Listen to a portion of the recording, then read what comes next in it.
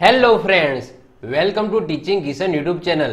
આપણે કંઈક ગુજરાતી વ્યાકરણની શરૂઆત કરી દીધી હતી અને આજના લેક્ચરની અંદર આપણે ગુજરાતી વ્યાકરણ પૂરું પણ કરીએ છીએ. આજે છે ટોપિક નંબર 22, જેની અંદર આપણે વિરામ ચિહ્નો વાત કરીશું. વિરામ ચિહ્નો આ ટોપિક આ જે ગુજરાતી વ્યાકરણ છે એને પણ વિરામની અંદર મૂકી દેશે. એટલે કે આપણી જે ગુજરાતી વ્યાકરણની જે સફર હતી એ આજના લેક્ચરે પૂરી થઈ જવાની છે. આગળ આપણે 21 ટોપિક જોઈ ગયા, આ ટોપિક નંબર 22 છે. બધા ટોપિકો જો તમે કમ્પ્લીટ કરી દેશો તો તમને ગુજરાતી વ્યાકરણમાં ક્યાંય પણ પ્રોબ્લેમ નહીં થાય. તમારો આખો જે સબ્જેક્ટ છે મેં અહીંયા પૂરો કરાવી દીધો. ફરીથી કહું છું કે એવું ન હોય કે જ્યાં પૈસા ખર્ચીએ ત્યાં જ સારી વસ્તુ મળે. ઓકે, આ વસ્તુ એવું નથી. તમને અમુક જગ્યાએ યુટ્યુબની અંદર ફ્રી એટલું નોલેજ મળી શકશે કે તમે ક્લાસ 1-2 લેવલની તૈયારી પણ તમે ખાલી યુટ્યુબથી કરી શકો છો. તો જે મનમાં જે ગ્રંથિ છે કે ભાઈ તમે કંઈક પૈસા પે કરશો તો જ કંઈક તમને સારી વસ્તુ મળે, ફ્રીમાં તમને કઈ સારી વસ્તુ નથી મળતી, તો આ ગ્રંથિ છે એને કાઢી નાખજો. ચલો, તો આપણે એમાં ઉપર બહુ ડિસ્કસ નહીં કરીએ, આપણે ટોપિક ઉપર આવી જઈએ. ટોપિક નંબર 22 જે છે વિરામ ચિહ્નો. ઓકે, તો વિરામ ચિહ્નો બહુ કહેવાય કે એક નોર્મલ ટોપિક છે. તમને બધાને ખબર જ હોય છે કે અમુક જે ચિહ્નો છે એ કયા માટે વપરાય છે, પણ આમાંથી પણ એવા ભયંકર ક્વેશ્ચન બની શકે તો તમારે ચિહ્ન મૂકવા કાઠા પડી જાય. હવે આ જે વિરામ ચિહ્નો છે એની અંદર 6 એના મુખ્ય પ્રકાર છે. બીજા ગૌણ ઘણા બધા છે, એની આપણે ડિસ્કસ નહીં કરીએ, પણ 6 મુખ્ય પ્રકાર છે અને એ કઈ જગ્યાએ મૂકવામાં આવે છે એ વસ્તુ તમને એક્ઝામની અંદર પૂછાય છે. તો આજના લેક્ચરની અંદર આપણે આ વિરામ ચિહ્નો વિશે વાત કરી દઈએ. હવે તમને એવું થાય કે સાહેબ આ વિરામ ચિહ્નો બહુ એટલા મહત્વના હોય, મતલબ કે પેલું જે ટપકું આવે છે, પછી આ રીતના અલ્પ વિરામ આવે છે, પૂર્ણ વિરામ આવે છે, ગુરુ વિરામ આવે છે, મતલબ કે આ વસ્તુ ના મૂકે તો ના ચાલે વાક્યમાં. ઓકે, એનાથી વાક્યના અર્થમાં કઈ ફેરફાર થાય તો બહુ મોટો ફેરફાર થાય. કઈ રીતના જો આપણે વિરામ ચિહ્નોનું મહત્વ પહેલા તો સમજીએ. અહીંયા એક વાક્ય લખેલું છે, ચોરી કરવી નહીં. અહીંયા અલ્પ વિરામ તમને જોવા મળે છે કે ભાઈ ચોરી કરવી નહીં, કરનારને સજા થશે.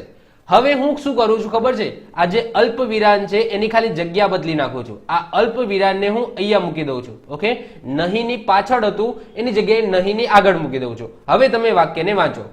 ચોરી કરવી નહીં કરનારને સજા થશે. અહીંયા શું કહે છે, ભાઈ ચોરી કરવી નહીં કરનારને સજા થશે, કે જો તમે ચોરી નહીં કરો તો સજા થશે. તો અહીંયા તમે જુઓ કે ખાલી જે અલ્પ વિરામ છે એની ખાલી મેં જગ્યા બદલી છે. નહીંની પાછળ હતું એની જગ્યાએ નહીંની આગળ કરી દીધું છે. આખા વાક્યનો અર્થ જ બદલાઈ ગયો. પેલું વાક્ય એવું કહેતા હતા કે ભાઈ ચોરી કરવી નહીં, જે ચોરી કરશે એને સજા થશે. જ્યારે બીજું વાક્યનો અર્થ શું થાય છે કે ચોરી કરો, જો ચોરી નહીં કરો તો તમને સજા થશે. તો અહીંયા તમે જુઓ કે આ વિરામ ચિહ્નોનું મહત્વ છે. ઘણા બધા લોકો કહેતા હોય છે કે વિરામ ચિહ્નો ના મૂકે તો ચાલે, ના મૂકે તો ચાલે, તો આ એનું મહત્વ દર્શાવે છે. ઓકે, તો વિરામ ચિહ્નો એટલા મહત્વના છે. વિરામ ચિહ્નોના મુખ્ય 6 પ્રકાર છે. પૂર્ણ વિરામ એટલે કે જે પાછળ આપણે ટપકું કરીએ છીએ એ, અલ્પ વિરામ, ઓકે, જે હાલ આપણે વાત કરીએ, અર્ધ વિરામ, ઓકે, જેને આ રીતના લખવામાં આવે છે, એક ટપકું અને નીચે આ રીતના, એટલે કે પૂર્ણ વિરામ અને અલ્પ વિરામને ભેગા કરી નાખો તો અર્ધ વિરામ બની જાય. પછી ગુરુ વિરામ એટલે કે 2 ટપકા, જેને આપણે જેમ કહીએ છીએ તો એને ગુરુ વિરામ કહેવામાં આવે. પછી પ્રશ્નાર્થ ચિહ્ન બધા ઓળખે છે. ઓકે, આને પ્રશ્નાર્થ ચિહ્ન કહેવામાં આવે. અને ઉદ્ગાર ચિહ્ન તો આને ઉદ્ગાર ચિહ્ન કહેવામાં આવે. તો આ એના મુખ્ય 6 વિરામ ચિહ્નો છે. આના સિવાય લઘુ ચિહ્ન આવે, ગુરુ ચિહ્ન આવે, પછી અવતરણ ચિહ્ન આવે. ઓકે, તો એ બધા છે, એની પણ આપણે વાત કરીશું, એ પણ આપણે ડિસ્કસ કરીશું, પણ આ 6 મુખ્ય છે. એના પછી ગૌણ જે વિરામ ચિહ્નો છે એની પણ આપણે વાત કરીશું. ઓકે, ચલો 1 by 1 એક એકને આપણે પકડીએ અને એક એકનું મહત્વ આપણે સમજીએ. સૌથી પહેલા આપણે વાત કરીએ પૂર્ણ વિરામ. તો પૂર્ણ વિરામ એટલે કે આ રીતના ટપકા સ્વરૂપે દર્શાવવામાં આવે છે. તો એક વિચાર કે હકીકતનું નિવેદન પૂર્ણ થતું હોય તેવા સાદા વાક્યની અંતે તમને પૂર્ણ વિરામ જોવા મળશે. હંમેશા યાદ રાખજો, પૂર્ણ વિરામ હંમેશા વાક્યની એન્ડમાં હોય. ક્યાંય તમને વાક્યની વચ્ચે તમને પૂર્ણ વિરામ જોવા નહીં મળે. નામથી જ ખબર પડી જાય જો કે વાક્ય હવે પૂર્ણ થઈ ગયું છે, પતી ગયું છે, તો વાક્યની એન્ડમાં તમને પૂર્ણ વિરામ જોવા મળે. જેમ કે મારું નામ કિશન છે, તો અહીંયા તમને દેખાય છે કે આ પૂર્ણ વિરામ છે વાક્યની એન્ડમાં. આજે રવિવાર નથી, હું ક્રિકેટ રમું છું, તો અહીંયા તમે જો કે આ વાક્ય પૂરા થઈ ગયા છે, તો વાક્યની એન્ડમાં તમને શું જોવા મળશે, પૂર્ણ વિરામ જોવા મળશે. બીજી વસ્તુ જોઈએ, જ્યારે તમે સંક્ષિપ્ત રૂપમાં કોઈ વસ્તુ લખતા હોય તો આવા ટાઈમમાં પણ પૂર્ણ વિરામનો ઉપયોગ થાય છે. જેમ કે ચિરંજીવીને આપણે ટૂંકમાં ચી કરીને લખતા હોઈએ છીએ. આપણે કોઈ પત્ર લખતા હોય તો આપણે ચિરંજીવી આખું નથી લખતા, આવી રીતના લખીને ચી રાજેશભાઈ, ઓકે, આવું કરી દેતા હોય છે. તો ચીનો મતલબ શું થાય? તો ચી પછી અહીંયા તમને જુઓ કે પૂર્ણ વિરામ મૂકી દીધું છે, તો આ ચીનો મતલબ થાય છે ચિરંજીવી. તો અતિ સંક્ષિપ્ત રૂપ એટલે શું? નાનામાં નાનું રૂપ, એને સંક્ષિપ્ત રૂપ કહેવામાં આવે છે. તો ચી કરીને ટપકું કરી નાખ્યું તો આનો મતલબ શું? કે આની પાછળ પણ કંઈક હશે, આનો મતલબ કંઈક નીકળતો હશે. તો ચીનો મતલબ થાય છે ચિરંજીવી. ઉદાહરણને આપણે ટૂંકમાં ઉદા કરીને લખી દેતા આવીએ છીએ કે ભાઈ આ ઉદા કરીને વાક્ય લખો એટલે બધાને ખ્યાલ આવી જાય કે આ ઉદાહરણ છે. તો ઉદા અને ઉ અને દાની વચ્ચે પણ તમને શું જોવા મળશે? પૂર્ણ વિરામ જોવા મળશે. તો આનો ઉપયોગ આવો પણ થાય છે. કિલોગ્રામમાં આપણે કી અને ગ્રાની વચ્ચે ટપકું મૂકીએ છીએ, પૂર્ણ વિરામ મૂકીએ છીએ, તો આનો આ રીતના પણ ઉપયોગ કરી શકાય છે. તો જ્યારે પણ કોઈ શબ્દનું સંક્ષિપ્ત રૂપ લખવું હોય, ઓકે, તો એવા ટાઈમે પણ પૂર્ણ વિરામનો ઉપયોગ થાય છે. ત્રીજી વસ્તુ, ટૂંકી સયની અંદર, જેમ કે અહીંયા એક ભાઈનું નામ છે સુરેશ રમણભાઈ પટેલ, તો એને ટૂંકમાં લખવું હોય તો સ ર પટેલ આ રીતના આપણે લખતા હોઈએ છીએ. જેમ કે હું લખું તો કે પટેલ આપણે કરી દેતા છે, ભાઈ કે પટેલ, ઓકે, આ મારું નામ છે. પછી મોહન કરણભાઈ દેસાઈ છે તો મ ક દેસાઈ આવું કરી દો છો, ઓકે. જેમ કે આપણે છે બ કા ઠાકોર, આપણે બોલે છે ને બકા ઠાકોર, તો એમનું શું છે? તો ટૂંકી સહી છે, એટલે કે ટૂંકું નામ, ઓકે, એને શોર્ટમાં બોલવામાં આવે છે. તો સુરેશ રમણભાઈ પટેલ, તો એને સ ર પટેલ. તો આવા ટાઈમે પણ પૂર્ણ વિરામનો ઉપયોગ થાય છે. દેખાય છે આ સ પછી ટપકું કરેલું છે, ર પછી ટપકું. એનો મતલબ શું? કે સના પાછળ એમનું આખું નામ છે, રના પાછળ એમનું આખું નામ છે. અહીંયા વાક્ય ભલે ચી પછી ટપકું કરી નાખ્યું, તો ચી પછી ટપકું કર્યું એનો મતલબ કે અહીંયા કંઈક ના કંઈક વાક્ય એનું રહેલું હોય છે. તો પૂર્ણ વિરામના આ રીતના આપણે ઉપયોગો જોઈ શકીએ કે આ રીતના એનો ઉપયોગ થઈ શકે. વાક્યના અંતમાં સંક્ષિપ્ત રૂપ આપવા, ટૂંકી સહી કરવા, પૂર્ણ વિરામનો ઉપયોગ થશે. એના પછી નેક્સ્ટ આવે છે અલ્પ વિરામ. અલ્પ વિરામને આ ટાઈપની નિશાની તમને જોવા મળશે. અલ્પ વિરામનો ઉપયોગ શું થાય? તો અલ્પ વિરામ વાક્યની વચ્ચે આવે છે, અંતે ક્યારે પણ તમને અલ્પ વિરામ જોવા નહીં મળે. જ્યારે પણ અલ્પ વિરામ આવે એટલે સમજી લેવાનું કે વાક્ય બદલાયું છે અને વાક્ય હજુ બાકી છે. ક્યારે પણ વાક્યની અંતમાં તમને અલ્પ વિરામ જોવા નહીં મળે. શું એનો ઉપયોગ શું? તો તે વાક્યમાં પદ સમૂહ કે ઉપવાક્યોનું વિભાજન કરે છે. એક્ઝામ્પલ તરીકે વાત કરીએ કે કોઈ બે વાક્ય હોય અને એ બે વાક્ય સ્વતંત્ર હોય અને એને અલગ કરવા માટે અથવા તો એ બંનેને કહેવાય કે જોડવા માટે શું કરવામાં આવે છે? તો આ રીતના અલ્પ વિરામ મૂકવામાં આવે છે. એક્ઝામ્પલ તરીકે આ બે વાક્ય સ્વતંત્ર છે. જો ગઈકાલે હું તમારા ઘરે આવ્યો હતો, આ એક વાક્ય થઈ ગયું. પણ તમે ઘરે ન હતા, આ બીજું વાક્ય થઈ ગયું. તો અહીંયા તમે જુઓ કે આ વાક્યને તમારે જોડવું છે તો તમે અલ્પ વિરામથી જોડી શકશો. હું રેલવે સ્ટેશન પહોંચ્યો પણ ગાડી ઉપડી ગઈ હતી, ઓકે. તો અહીંયા પણ તમે જુઓ કે બંને વાક્ય છે એ અર્થ બંનેનો અલગ છે, બંને વાક્યો સ્વતંત્ર છે. હું સ્ટેશને પહોંચ્યો પણ ગાડી ઉપડી ગઈ, ઓકે. તો આ વાક્ય અલગ અલગ છે પણ એ બંનેને અલ્પ વિરામથી તમે જોડી શકો, કારણ કે આ બંને એકબીજાનું અનુરૂપ દર્શાવે છે. મતલબ કે સ્વતંત્ર ખરા પરંતુ એકબીજા ઉપર ડિપેન્ડન્ટ છે કે ભાઈ તમે રેલવે સ્ટેશન પહોંચ્યા અને ગાડી ઉપડી ગઈ, તમે ઘરે આવ્યા પણ એ ઘરે નહોતા, ઓકે. તો વાક્ય છે એ એકબીજાને અનુરૂપ છે, એકબીજા સાથે આમ કહેવાય કે કમ્બાઈન છે, પણ વાક્ય બંને સ્વતંત્ર છે. તો આવી કન્ડિશનની અંદર વચ્ચે અલ્પ વિરામ મૂકવામાં આવે છે. બીજી વસ્તુ, એક કરતા વધારે પદ આપેલા હોય વાક્યની અંદર તો એ પદને અલગ અલગ કરવા માટે પણ અલ્પ વિરામનો ઉપયોગ થાય. જેમ કે ટેબલ પર ખુરશી, પેન્સિલ, રબર અને કંપાસ પડ્યા છે. તો આ તમે જુઓ કે એક કરતા વધારે વસ્તુ છે, એક કરતા વધારે પદ છે, તો એને અલગ કરવા માટે ખુરશી પછી અલ્પ વિરામ, પેન્સિલ પછી અલ્પ વિરામ, રબર, ઓકે. તો અહીંયા તમે જુઓ કે ખુરશી, પેન્સિલ, રબર, કંપાસ, ઓકે. તો અહીંયા તમને વચ્ચે અલ્પ વિરામ જોવા મળશે. મને ગણિત, વિજ્ઞાન અને બંધારણ સારું આવડે છે. તો સબ્જેક્ટ, બે સબ્જેક્ટ, એક કરતા વધારે સબ્જેક્ટની અહીંયા વાત થાય છે તો વચ્ચે અલગ કરવા માટે શું મૂકવાય છે? અલ્પ વિરામ મૂકવામાં આવે છે. ટૂંકમાં એક જ વાક્યમાં આપણે કંઈક વધારે પડતી વસ્તુઓની વાત કરવી છે તો બે વસ્તુ વચ્ચે તમે અલ્પ વિરામ મૂકી શકો છો. તો આ છે આપણો અલ્પ વિરામનો ઉપયોગ. એના પછી હજુ બે ઉપયોગ છે એ જોઈએ. અવતરણ ચિહ્નો પહેલા પણ આપણે અલ્પ વિરામ મૂકીએ છીએ. જેમ કે રામ બોલ્યા પછી એ તમને શું દેખાય છે? અલ્પ વિરામ જોવાય છે. અને એના પછી અવતરણ ચિહ્નો, આને અવતરણ ચિહ્નો કહેવામાં આવે છે. પિતાની યાજ્ઞા હું માથે ચડાવું છું. તો અહીંયા તમે જુઓ કે આવા કન્ડિશનની અંદર પણ શું મૂકવામાં આવે છે? અલ્પ વિરામ મૂકવામાં આવે છે. કે રામ બોલ્યા પછી અલ્પ વિરામ, પછી અવતરણ ચિહ્નો ચાલુ થયા અને એની અંદર વાક્ય આવ્યું. તેને કહ્યું પછી અલ્પ વિરામ, આજે કાશ્મીર ફાઇલ મૂવી જોવા જઈશું, ઓકે. તમે ન જોયું હોય તો જોઈ લેજો કાશ્મીર ફાઇલ, ઓકે. થોડો ટાઈમ કાઢજો. વાંચતા વાંચતા રહો, ગાંડા ના થઈ જાઓ. ઓકે, થોડો વચ્ચે બ્રેક લઈને આ મૂવી તમે જોઈ આવજો. તો તેને કહ્યું આજે કાશ્મીર ફાઇલ મૂવી જોવા જઈશું. તો આવા કન્ડિશનની અંદર પણ વચ્ચે અલ્પ વિરામ મૂકવામાં આવે છે. એટલે કે યાદ રાખજો કે જ્યારે અવતરણ ચિહ્નોમાં કંઈક લખેલું હોય તો એની આગળ પણ ઓકે બધી કન્ડિશનની અંદર નહીં, ઓકે અમુક કન્ડિશનની અંદર આગળ શું મૂકવામાં આવે છે? અલ્પ વિરામ મૂકવામાં આવે છે. ચોથો ઉપયોગ જોઈએ, સંબોધન પછી પણ અલ્પ વિરામ મૂકવામાં આવે છે. જેમ કે આપણે જોયું હતું ને સંબોધન. ઓકે, તો દાદાજી જમવા ચાલો, દાદાજી જમવા ચાલો. તો અહીંયા તમને શું મૂકવામાં આવશે? અલ્પ વિરામ. હા હું જરૂર આવીશ. રામભાઈ આ ફાઇલ ગંગાધરને પહોંચાડો. તો અહીંયા સંબોધન કર્યું રામભાઈ. હા દાદાજી. તો આ સંબોધન છે, એના પછી પણ તમને શું જોવા મળશે? તો અલ્પ વિરામ તમને જોવા મળશે. તો આ શું છે? અલ્પ વિરામ છે. ક્લિયર? તો આઈ હોપ સો આ પણ ક્લિયર થઈ ગયું હશે. ક્લિયર? ચલો, તો સંબોધન પછી પણ તમે અલ્પ વિરામ મૂકી શકો. તો 4 વસ્તુ યાદ રાખવાની અલ્પ વિરામની અંદર. 2 વાક્ય હોય એને અલગ કરતું હોય, એકબીજાને અનુરૂપ વાક્ય હોવું જોઈએ. 1 કરતા વધારે પદ આવતી હોય, વસ્તુ આવતી હોય તો એને અલગ કરવા પણ. અવતરણ ચિહ્નો પહેલા પણ અલ્પ વિરામ મૂકવામાં આવે અને કોઈને સંબોધન કરો છો ત્યારે પણ અલ્પ વિરામ મૂકવામાં આવે છે. હવે વાત કરીએ અર્ધ વિરામની. ઓકે, આગળ જે જોયું એ અલ્પ વિરામ છે. હવે આપણે અર્ધ વિરામની વાત કરીશું, એના પછી ગુરુ વિરામની વાત કરીશું. તો અર્ધ વિરામ અને ગુરુ વિરામ આપણે સાથે ભણીશું. અર્ધ વિરામની અંદર શું હોય? ઉપર ટપકું હોય અને નીચે અલ્પ વિરામ હોય. ઓકે, અને એનું કમ્બાઈન થઈને શું બને? અર્ધ વિરામ બને. અને ગુરુ વિરામની અંદર ઉપર પણ ટપકું હોય અને નીચે પણ ટપકું હોય, તો આને ગુરુ વિરામ કહેવામાં આવે.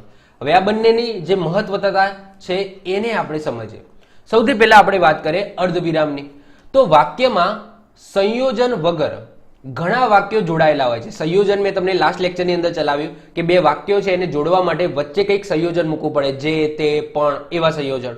પણ કોઈ એવા 2 વાક્યો હોય જે સંયોજન વગર પણ જોડાયેલા હોય ત્યારે એનું વિભાજન દર્શાવવા માટે અર્ધ વિરામ મૂકવામાં આવે છે. એક જ પરિસ્થિતિ બતાવવા વાક્યનું વિભાજન પણ અર્ધ વિરામથી થાય છે. જો આ યાદ રાખજો, જ્યારે પરિસ્થિતિ એક જ હોય અને એની અંદર એક કરતા વધારે વાક્ય હોય તો એનું વિભાજન પણ શેનાથી થાય છે? અર્ધ વિરામથી થાય છે. એક્ઝામ્પલ તરીકે વાત કરીએ કે યુદ્ધમાં કેટલાક સૈનિકો મૃત્યુ પામ્યા, કેટલાક સૈનિકો ગવાયા, કેટલાક સૈનિકો ઘાયલ થયા, કેટલાક સૈનિકો ભાગી ગયા. તો અહીંયા તમે જુઓ કે આખું જે વાક્ય છે, ઓકે, એમાં પરિસ્થિતિ એક જ છે કે ભાઈ યુદ્ધ થયું છે અને યુદ્ધની અંદર અમુક ઘાયલ થયા છે, અમુક ભાગી ગયા છે, અમુક મરી ગયા છે. તો પરિસ્થિતિ એક જ છે. એની અંદર દરેક સ્વતંત્ર વાક્ય છે કે ભાઈ યુદ્ધમાં કેટલાક સૈનિકો મૃત્યુ પામ્યા, કેટલાક સૈનિકો ગવાયા, કેટલાક સૈનિકો ઘાયલ થયા, કેટલાક સૈનિકો ભાગી ગયા. બધા જે વાક્યો છે એ સ્વતંત્ર છે, પણ પરિસ્થિતિ એક જ છે. તો આવા વાક્યને જોડવા માટે વચ્ચે કોઈ સંયોજકનો ઉપયોગ નથી કર્યો, પણ આવા વાક્યોને તમે જ્યારે જોડો ત્યારે વચ્ચે શું મૂકવું પડે? અર્ધ વિરામ મૂકવું પડે.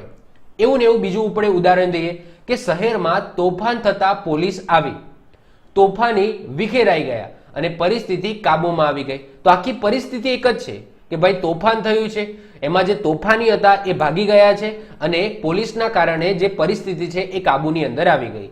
તો આવા કન્ડિશનની અંદર જે આ વાક્યો છે એ જોડાયા. કઈ રીતના જોડાયા? તો અર્ધ વિરામથી જોડાયા. તમે અહીંયા વચ્ચે સંયોજક પણ મૂકી શકતા હતા, પણ જો તમારે સંયોજક ન મૂકવું હોય તો વચ્ચે તમારે અર્ધ વિરામ મૂકવું પડે. ઓકે, તો આ છે અર્ધ વિરામનો ઉપયોગ. હવે વાત કરીએ ગુરુ વિરામ. ગુરુ વિરામ એટલે કે 2 ટપકા.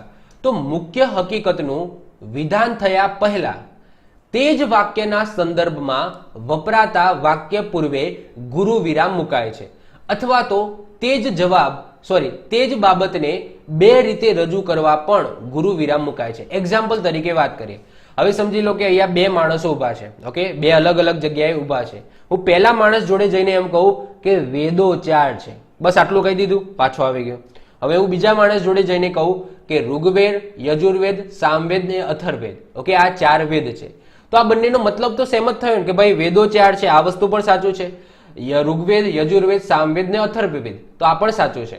તો અહીંયા તમે જુઓ કે મુખ્ય હકીકતનું વિધાન થયા પહેલા તે જ વાક્યના સંદર્ભમાં વપરાયેલા વાક્ય. ઓકે, હવે આ જે વિધાન વાક્ય છે, આ વિધાન વાક્ય છે કે વેદો 4 છે. ઓકે, પાછળ અમે આ રીતના ટપકું કરી શકો, ભાઈ વેદો 4 છે, આ એક વિધાન વાક્ય છે. હવે એ વિધાન વાક્યના સંદર્ભમાં જ વપરાયેલા શબ્દો, ઓકે, તો આવા શબ્દોના પહેલા શું મૂકવામાં આવે છે? ગુરુ વિરામ મૂકવામાં આવે છે. આ વાક્યના સંદર્ભમાં છે કે વેદો 4 છે. કયા કયા? ઋગ્વેદ, યજુર્વેદ, સામવેદ ને અધર્વેદ. તો અહીંયા જે વિધાન વાક્ય છે એના અનુસંધાનમાં જ આ જે 4 વાક્યો લખેલા છે. તો આવા કન્ડિશનની અંદર જે વાક્યો છે 4, ઓકે, એના પહેલા શું મૂકવામાં આવે છે? ગુરુ વિરામ મૂકવામાં આવે છે કે વેદો 4 છે, ઋગ્વેદ, યજુર્વેદ, સામવેદ અને અથર્વવેદ. 3 ઋતુ છે, શિયાળો, ઉનાળો, ચોમાસું.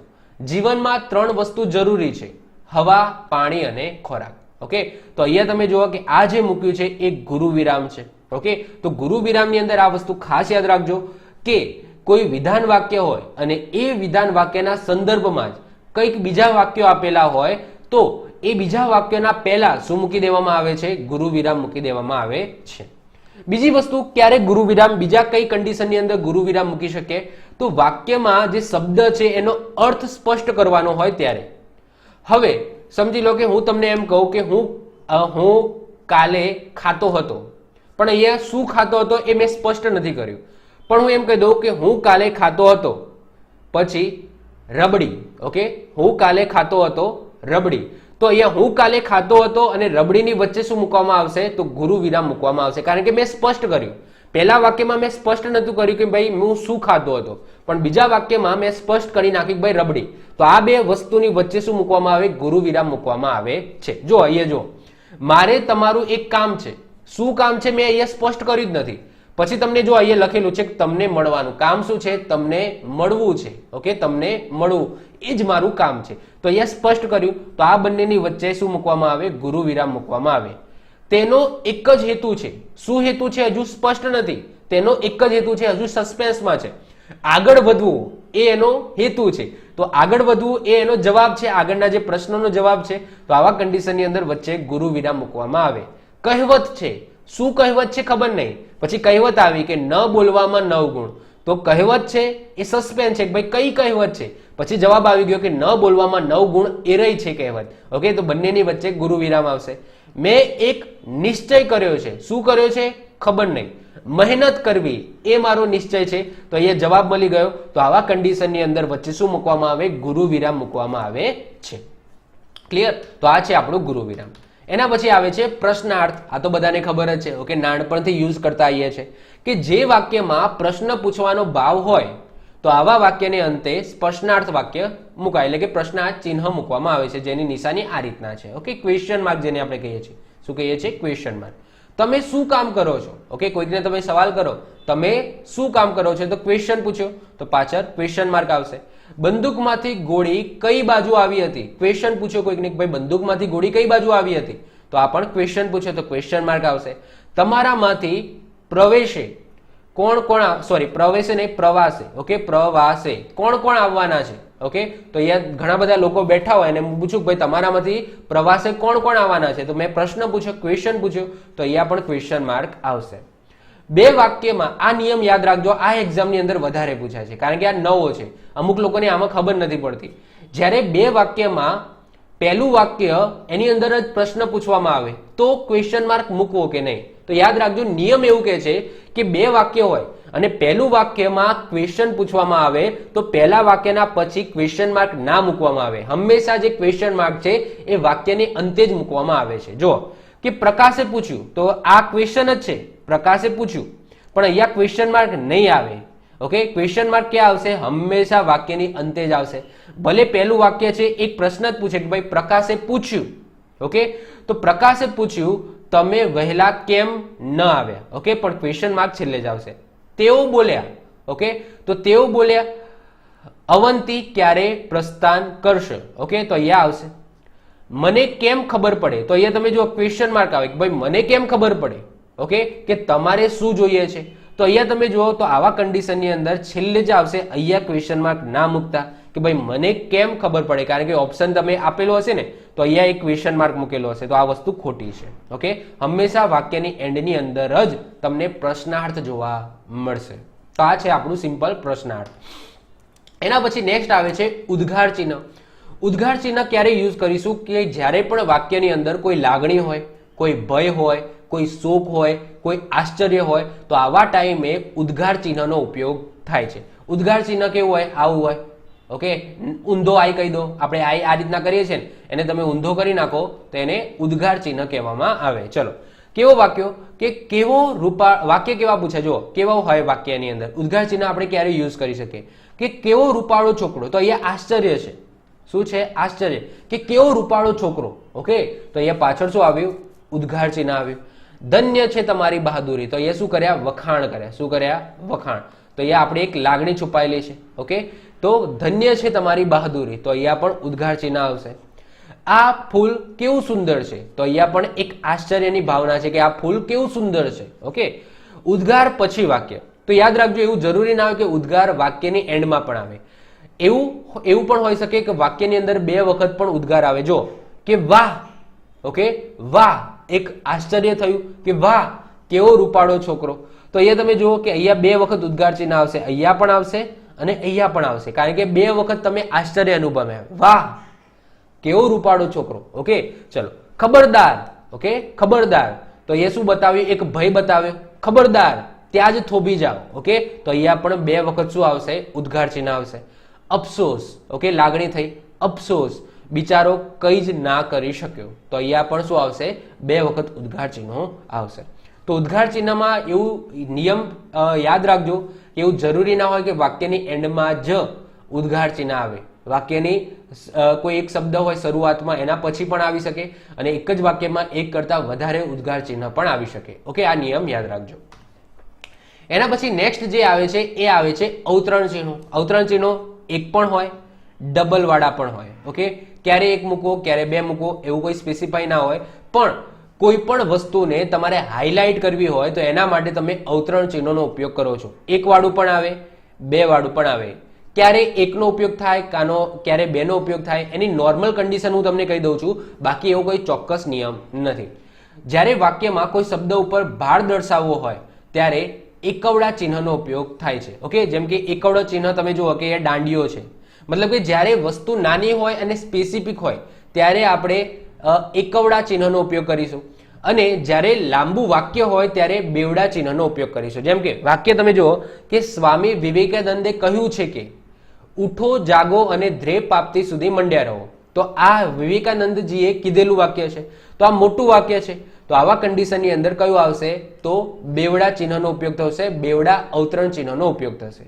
નર્મદે દાંડિયા નામનું પાક્ષિક શરૂ કર્યું, તો એ વાક્ય વસ્તુ નાની છે, એક જ શબ્દની અંદર છે, તો આવા ટાઈમે સ્પેસિફિક આ દાંડિયા ઉપર ભાર મૂકવામાં આવે છે કે નર્મદે દાંડિયો નામનું પ્રથમ પાક્ષિક શરૂ કર્યું, તો આવા કન્ડિશનની અંદર એક અવતરણ ચિહ્ન આવશે. એ જ રીતના તમે જુઓ કે પન્નાલાલ પટેલે માનવીની ભવાઈ નામની જાણીતી નવલકથા લખી, તો અહીંયા જે વસ્તુ છે એક જ શબ્દમાં છે, આમ એક જ શબ્દ કહેવાય, એક જ વસ્તુ કહેવાય. ઓકે, કે માનવીની ભવાઈ એક પુસ્તકનું નામ છે. ઓકે, તો આવા કન્ડિશનની અંદર એક જ અવતરણ ચિહ્ન જોવા મળશે. પણ જ્યારે કોઈ વાક્ય, કંઈક વસ્તુ, કોઈ વ્યક્તિ બોલે છે, જેમ કે ગાંધીજીએ કહ્યું કે મારું જીવન એ જ મારો સંદેશ છે, તો આવા કન્ડિશનની અંદર તમને 2 અવતરણ ચિહ્નો જોવા મળશે. તો સ્પેસિફિક આવી કોઈ કન્ડિશન એવી સ્પેસિફિક નથી, પણ નોર્મલી આ રીતના આપણે ઉપયોગ કરતા હોઈએ છીએ. કોઈ એક નાનો એવો સ્પેસિફિક શબ્દની અંદર જવાબ આપવાનો હોય કે એક જવાબ હોય, તો આવા કન્ડિશનની અંદર એક અવતરણ ચિહ્નનો ઉપયોગ થાય અને જ્યારે વાક્ય લાંબુ હોય ત્યારે ડબલ અવતરણ ચિહ્નનો ઉપયોગ થાય છે. તો આ છે અવતરણ ચિહ્નો. એના પછી છેલ્લી સ્લાઇડ લઘુરેખાની વાત કરીએ. લઘુરેખાની વાત કરીએ તો શબ્દોને છૂટા પાડવા કે અલગ અલગ દર્શાવવા માટે લઘુરેખાનો ઉપયોગ થાય છે. લઘુરેખા એટલે આ રીતનો એક ડેશ તમે સમજી શકો, જેમ કે આપણે માતા પિતા, ભાઈ બહેન. યાદ રાખજો સમાનાર્થી શબ્દની અંદર, સમાનાર્થી શબ્દમાં પણ લઘુરેખાનો જ ઉપયોગ થાય છે. જેમ કે નિશા, નિશાનો સમાનાર્થી છે રાત્રિ, તો આવા કન્ડિશનની અંદર સમાનાર્થી છો, વિરોધાર્થી છે, તો વિરોધાર્થીની અંદર પણ તમારે લઘુરેખાનો ઉપયોગ જોવા મળશે. ઉજાસ, પ્રકાશ આ સમાનાર્થી છે. ઓકે, તો લઘુરેખા એટલે સિમ્પલ તમે ડેશ કહી શકો અને શબ્દોને છૂટા પાડવાના હોય ત્યારે આ લઘુરેખાનો ઉપયોગ થાય. હવે વાત કરીએ ગુરુરેખા. ગુરુરેખા છે ને એ લઘુરેખાથી થોડી મોટી હોય. લઘુરેખા 1 સેન્ટીમીટરની હોય, એટલે 1 સેન્ટીમીટર જેટલી હોય, જ્યારે ગુરુરેખા છે એ 2 થી લઈને 2.5 સેન્ટીમીટર જેટલી હોય. જ્યારે ઉદાહરણ કંઈક આપવાનું હોય, એટલે કે કોઈ વાક્ય હોય અને એના પછી ઉદાહરણ આપવાનું હોય, તો એ બંનેની વચ્ચે તમને ગુરુરેખા જોવા મળશે. એટલું બધું ખાસ પૂછાતું નથી, પણ હું તમને નોર્મલી સમજાવી દઉં છું. કૌંસ, કૌંસ બધાને ખબર જ છે કે ભાઈ આને નાનો કૌંસ કહેવામાં આવે, આને છગડીયો કૌંસ કહેવામાં આવે અને આને મોટો કૌંસ કહેવામાં આવે.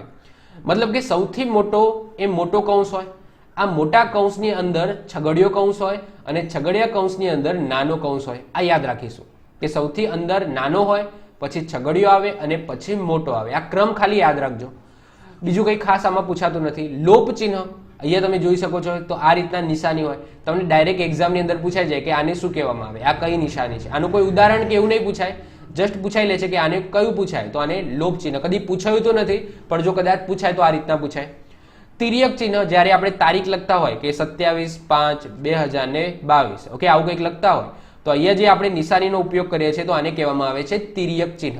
ઓકે, તો કોઈ જે બીજા બધા છે આનો કોઈ ખાસ ઉપયોગ નથી, પણ જસ્ટ તમારે નિશાનીથી એ વસ્તુનું નામ યાદ રાખી લેજો કે ભાઈ આને લોપ ચિહ્ન કહેવામાં આવે, આને તિર્યક ચિહ્ન કહેવામાં આવે, આને લઘુરેખા અને ગુરુરેખા કહેવામાં આવે. તો આ સાથે આપણું જે વિરામ ચિહ્નો, ઓકે, એનો જે ટોપિક છે એ આપણે પૂરો કરીએ છીએ. બીજી વસ્તુ કે આ સાથે આપણું આખો ગુજરાતી ગ્રામર, ગુજરાતી વ્યાકરણ પણ પૂરું કરીએ છીએ. કેટલા આપણે 22 ટોપિક જોયા, કેટલા 22 ટોપિક ખાલી ગુજરાતી વ્યાકરણના જોયા. હવે જે શબ્દ ભંડોળ છે એ તમારે જાતે કરવાનો છે. જે સમાનાર્થી છે, વિરોધાર્થી છે, કહેવતો છે, શબ્દ સમૂહ માટે એક શબ્દ છે, એ હોમવર્કની અંદર આપું છું. એ કંઈ કરાવવાની જરૂર નથી. તમારે કોઈ પણ પાઠ્યપુસ્તક છે, ઓકે, તમારી એ પકડી લો, એની અંદર જે સમાનાર્થી વિરોધાર્થી છે એની પ્રેક્ટિસ કરો. કારણ કે હું તમને કહું છું કે જે સમાનાર્થી વિરોધાર્થી તમે વાંચો છો એ કદી પૂછાતા નથી. કારણ કે એમાં જે તમે મહેનત કરો, આ પહેલા કરી નાખવાનું, શબ્દકોશ પછી રાખજો, પહેલા આ તમે કરી લો. કારણ કે એમાં શું હોય કે તમે વાંચો એ પૂછાય પણ ખરું અને ના પણ પૂછાય, પણ આની અંદર જે કોન્સેપ્ટ છે એ કોન્સેપ્ટ આ જ રહેવાનો છે. કદાચ વાક્ય બદલાય પણ જે અંદરનો મૂળ કોન્સેપ્ટ છે એ આ જ રહેવાનો છે. તો આટલી વસ્તુ તો તમારે પહેલા કરી દેવાનું છે. એના પછી ટાઈમ મળે તો સમાનાર્થી, વિરોધાર્થી, કહેવત ને એ બધું કરો. પહેલા તમે આ પૂરું કરી દો. ઘણા બધા લોકો કહેતા હતા સાહેબ જોડણી. હવે જોડણી અંદર સિમ્પલ નિયમો છે અને જોડણી એક એવી વસ્તુ છે ને એ પ્રેક્ટિસ કરવાથી જ આવડશે. હું અહીંયા ચલાવી દઈશ, જે પાઠ્યપુસ્તકમાં જે નિયમો આપેલા છે એ જ નિયમો કઈ, જે રીતના મેં સંધિની અંદર કર્યું. સંધિની અંદર જે રીતના, એમાં કોઈ શોર્ટકટ મેથડ હોય જ નહીં, કારણ કે આ ગુજરાતી લેંગ્વેજ છે અને ગુજરાતીમાં જોડણીની કોઈ શોર્ટકટ મેથડ ના હોય. જે નિયમો છે એ નિયમો ઉપર તમારે ચાલવું પડે. અને નિયમો કોઈ પણ પાઠ્યપુસ્તક પકડી લો, કોઈ પણ એકેડમીની, એની અંદરથી તમને જોડણીના નિયમો મળી જશે. તો તમે જોડણીને પ્રેક્ટિસ કરશો, વાક્યને વારે ઘડીએ જોશો, વાક્યને વારે ઘડીએ લખશો, તો જ તમારી જોડણીની પ્રેક્ટિસ થશે. તો અહીંયા હું કરાવવાની એની કોઈ જરૂર જ નથી. ઓકે, તો એ પણ તમારે સેલ્ફની અંદર હું તમને આપું છું કે જાતે તમારે એ જોડણી કરી નાખવાની છે. ઓકે, તો 22 ટોપિક પૂરા કર્યા અને ગુજરાતી વ્યાકરણ પણ અહીંયા આપણે પૂરું જાહેર કરીએ છીએ. આઈ હોપ સો તમને આ જે સિરીઝ હતી જે 22 ટોપિકની એ તમને ગમી હશે. તમારો કોઈ પણ ડાઉટ હોય, કંઈ પણ રહી ગયું હોય તો તમે નીચે કોમેન્ટ કરજો. એવું જરૂરી નથી કે મને પાછળથી કોઈ ટોપિક યાદ આવશે તો હું કરાવી દઈશ. ઓકે, એવું નથી કે પતી જ ગયું છે. તો આઈ હોપ સો વિડીયો ગમ્યો હશે. વિડીયો ગમ્યો તો વિડીયોને લાઇક કરી દો, તમારા મિત્રો સાથે શેર કરી દો. જો તમે આ ચેનલ પર નવા હો તો ચેનલને સબસ્ક્રાઇબ કરીને બાજુમાં રહેલું બેલ આઇકન દબાવી દો, જેથી કોઈ નવો વિડીયો અપલોડ કરું તેની નોટિફિકેશન તમને મળતી રહે, તમારો કોઈ પણ વિડીયો મિસ ના થાય. તો મળીશું નેક્સ્ટ લેક્ચરમાં. Bye, all the best.